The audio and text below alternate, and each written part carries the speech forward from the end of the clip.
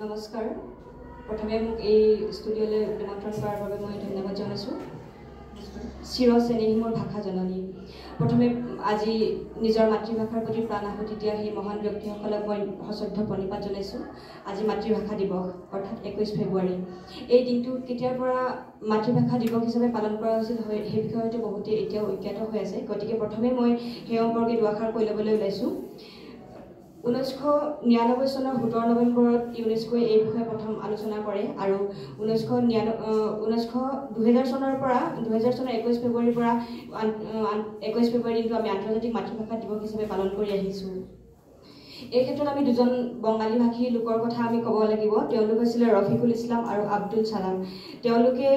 1998 চনতে ৰাষ্ট্ৰসংঘৰ সচিব প্ৰধানক প্ৰথমে এক অনুৰোধ কৰিছিল লিখিতভাৱে যে আন্তৰ্জাতিক মাতৃভাষা দিৱস হিচাপে কিবা এটা দিন পালন কৰিব লাগে আৰু তাৰে প্ৰতি সহমৰ্মিতা প্ৰকাশ কৰি ইউনেস্কো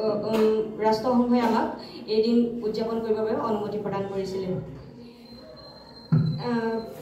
প্ৰকৃত অৰ্থত আজিৰ তাৰিখত যদি আমি চাওঁ গোটেই পৃথিৱীলৈ নালাগে গোটেই ভাৰতত নালাগে আমি যদি উত্তৰ পূৰ্বাঞ্চলৰ প্ৰেক্ষাপটতে চাওঁ বা অসমৰ প্ৰেক্ষাপটতে চাওঁ আজিৰ পৰা কেইটামান বছৰ আগতে যিবোৰ ভাষা ব্যৱহাৰ হৈ আহিছিলে বা আমাৰ আজো ককাহঁতে আমাৰ আগৰ প্ৰজন্মই যিবোৰ ভাষা ব্যৱহাৰ কৰি আহিছিলে সেইবোৰ ভাষাৰ কিছুমান শব্দ কিছুমান বাক্য এতিয়া আমাৰ হেৰাই গৈছে এইবোৰে হয়তো এটা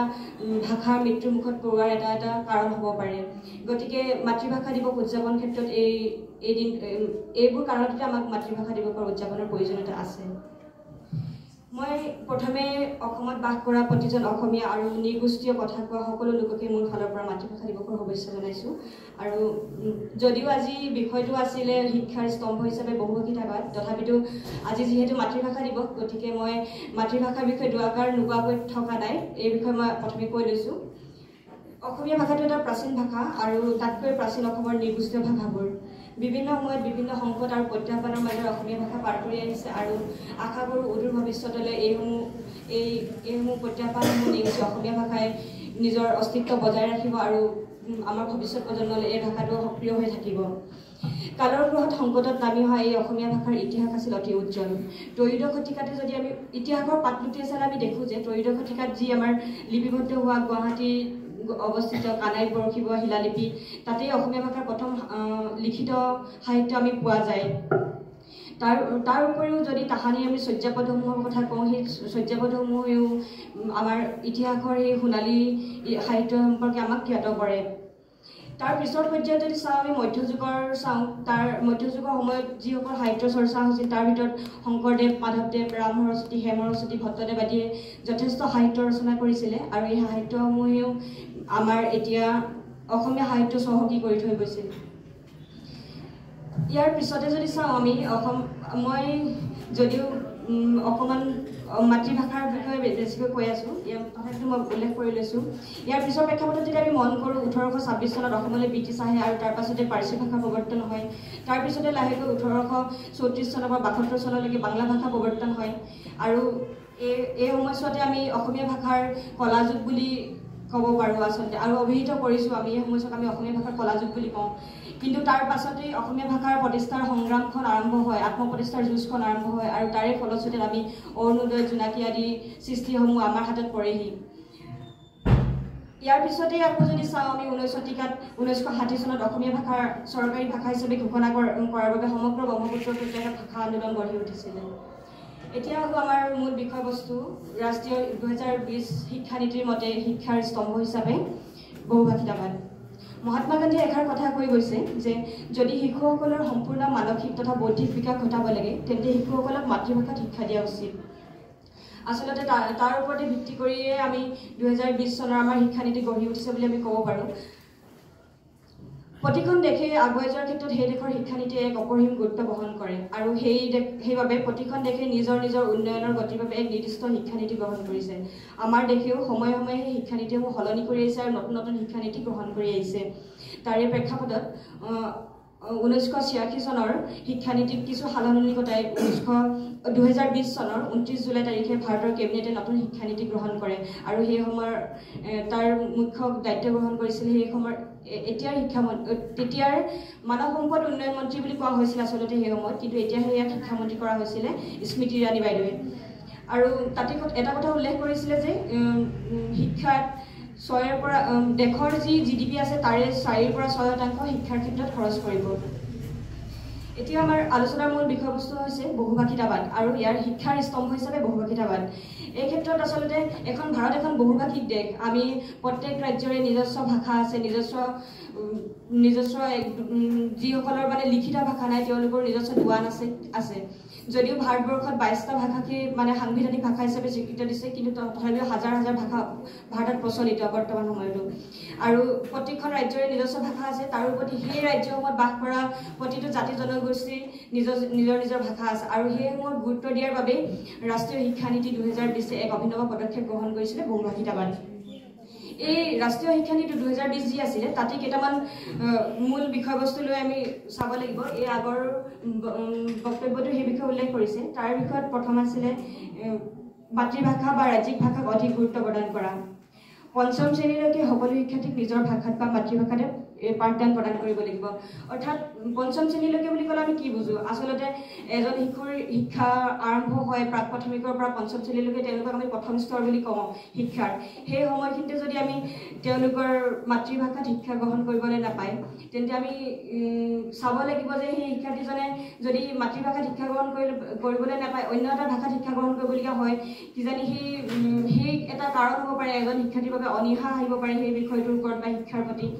এইবোৰ গুৰুত্ব দিয়াৰ বাবে 5ম শ্ৰেণীলৈকে সকলো শিক্ষাৰ্থীৰ বাবে পাঠদান মাতৃভাষাত প্ৰদান কৰাৰ কথা উল্লেখ কৰিছিল। দ্বিতীয়তে আছিলে সংস্কৃত আৰু অন্যান্য বিদেশী ভাষাকো গুৰুত্ব প্ৰদান কৰা হ'ব। সংস্কৃত আমি যদি চাওঁ, ইতিহাসত আমি বহুতো সংস্কৃতৰ সমলেখ পোৱা যায় বা ইতিহাসত গোটেইখিনি আমাৰ যিখিনি পুৰণা সাহিত্য আছে সংস্কৃতত ৰচিত হৈছিলে বা বজ্ৰাৱলী ৰচনা হৈছিলে। কিন্তু বৰ্তমান যদি চাওঁ, বিশ্ববিদ্যালয়সমূহত যদিও সংস্কৃতৰ এটা বিভাগ আছে, কিন্তু এতিয়াও আমি দেখোঁ কোনো তাৰ নিম্ন পৰ্যায়ৰ মহাবিদ্যালয়সমূহতো বহুতো মহাবিদ্যালয় আছে য'ত সংস্কৃত ভাষাৰ কোনো চৰ্চা নাই, বা আমি বিদ্যালয়সমূহতো যদি চাওঁ সংস্কৃত ভাষা তেনেদৰে দেখা পোৱা নাযায়।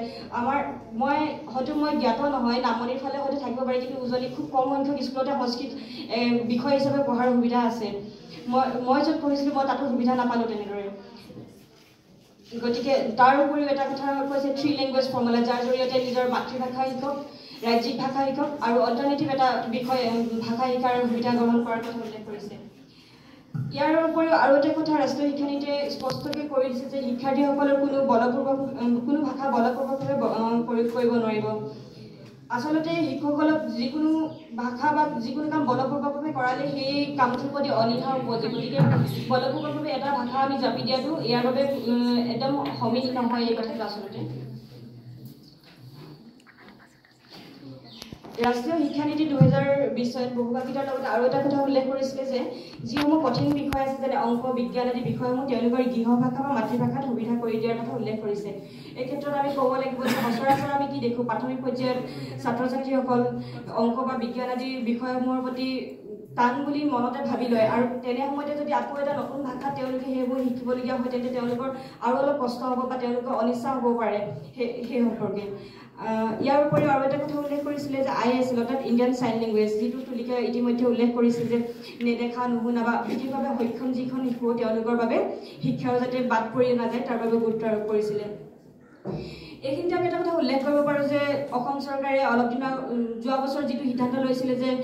ক্লাছ 6ৰ পিছত অংক আৰু বিজ্ঞানসমূহ পাঠ্যপুথিসমূহ ইংৰাজী মাধ্যমত ছপা কৰিব, কিন্তু আজি 3 দিন আগতে মই বাতৰি কাকতত পঢ়িবলৈ পালোঁ যে তেওঁলোকে এইবোৰ বেচৰৰ পৰা পাঠ্যপুথিসমূহ দ্বিভাষিক কৰিছে, অৰ্থাৎ মাতৃভাষাৰ লগতে ইংৰাজী মাধ্যমৰ লগতে মাতৃভাষাকো প্ৰদান কৰিছে। এইটো আচলতে খুব শুভ লক্ষণ বা প্ৰশংসনীয় পদক্ষেপ বুলি ক'ম আমি চৰকাৰক, কাৰণ এই পদক্ষেপে এজন শিশুক মানে নিজৰ মাতৃভাষা শিকাৰ লগতে ইংৰাজী দুটা ভাষা সমানে শিকি যাবৰ কাৰণে সহায়ক হ'ব। আচলতে বহুভাষিতা বা বহুভাষিক হোৱাটো এটা মানে মানুহৰ নিজৰ এটা শৈলী হয়। মানুহে শিকিব পাৰিলে, এইটো স্কিল গোটাব পাৰিলে মানুহৰ কাৰণে ভাল, এয়া সম্পদ হিচাপে কাম দিয়ে আচলতে আমাক। এতিয়া আমাৰ প্ৰশ্ন হ'ব পাৰে যে অকল শিক্ষানীতিয়ে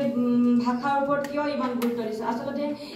এনে ভাষাই হৈছে এনে এক মাধ্যম যাৰ জৰিয়তে আমি ভাবোঁ, চিন্তা কৰোঁ, নিজক প্ৰকাশ কৰোঁ। গতিকে ভাষা শিকাটো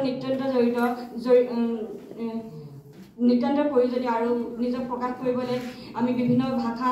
জনাটো সময়ে সময়ে প্ৰয়োজন বোধ কৰোঁ। আৰু এই ক্ষেত্ৰত ক'ব লাগিব যে শিক্ষানুষ্ঠানসমূহ এই বহুভাষিকতাৰ বাদৰ প্ৰতিফলিত হোৱা আটাইতকৈ উত্তম ঠাই তাতে বহুভাষিক মানে বিভিন্ন সম্প্ৰদায় বিভিন্ন জাতিৰ মানুহখিনি একেলগে সংমিশ্ৰণ হয় আৰু তাতে বহুভাষিকতা পৰিলক্ষিত হয় আচলতে আমি আমাৰ নিজৰ ক্লাছৰুমটোলৈ যদি চাওঁ তাতে কেইটা ভাষাৰ মানুহ আমি লগ পাই থাকোঁ গম পোৱা নাযায় আচলতে এতিয়া দুদিনৰ আগত যেতিয়া আমাক ঋষিতা মেমে এখন TLF প্ৰস্তুত কৰিব দিছে তেতিয়া গম পোৱা যায় যে আমি বেংগলী ভাষাত বা নেপালী ভাষাত টাইফাকী ভাষাত সহজে তেওঁলোকৰ পৰা শিকি ল'ব পাৰিছোঁ বেছিকৈ আমি 10টা শব্দ আমি শিকিব পাৰিছোঁ তেওঁলোকৰ পৰা এইবোৰ আচলতে আমাৰ খুব ভাল কথা হয় শেষত মই লক্ষ্মীনাথ বেজবৰুৱাৰ দ্বাৰা ৰচিত অসম সংগীতৰ 4টা শাৰীয়ে মোৰ বক্তব্য সামৰিব বিচাৰিছোঁ অ মোৰ সুৰীয়া মাত অ মোৰ শুৱলি মাত পৃথিৱীৰ ক'তো বিচাৰি জনমটো নোপোৱা কৰি নাপাত ধন্যবাদ আৰু মোৰ পিছৰ বক্তব্য মোৰ আগবঢ়াবৰ বাবে মই ৰতনদেৱ অনুৰোধ জনাইছোঁ ধন্যবাদ মানসী